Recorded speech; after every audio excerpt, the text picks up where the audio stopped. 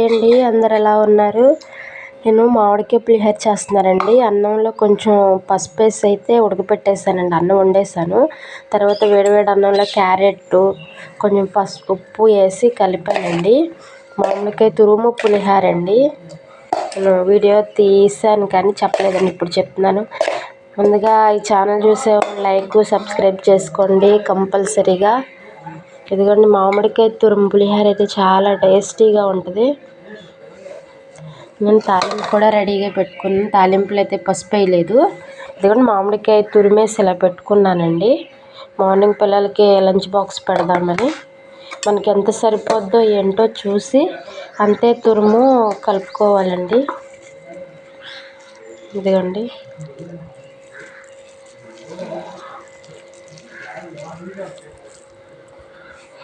మనకి ఎంత తురుము సరిపోద్ది అంతేనండి. 1 కిలోకి అయితే 2 కాయలు పడతాయండి ఇంచుమించి. చూసి కలుపుకోండి.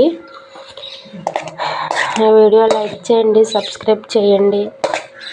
మొత్తం కలిపేయాలండి. మామిడికాయ తురుమంతా రైస్కి పట్టేలాగా కలిపేసేయాలి.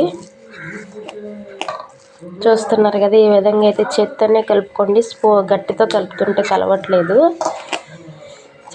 కొంచెం గోరచ్చగా ఉన్నప్పుడైతే బాగుంటుందండి కలుపుకోవడానికి.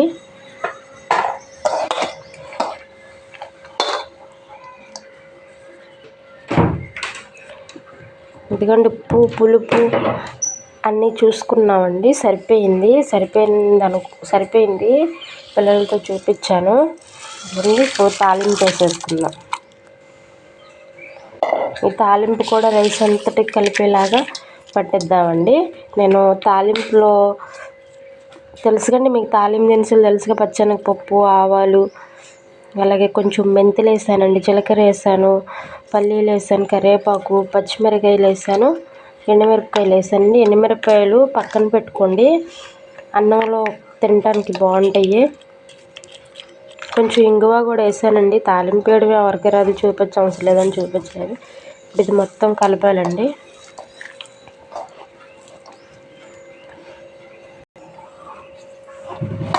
ఇదిగోండి చింతపండు పులిహోర మామిడికాయ పులిహోర అయితే అయిపోయిందండి.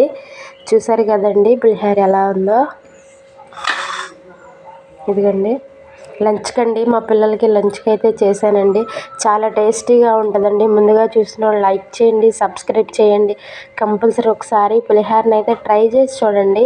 ఇప్పుడు మామిడికాయల రోజులు కదండి, చాలా బాగుంటుంది. ఇదిగోండి పులిహోర. థ్యాంక్ యూ అండి.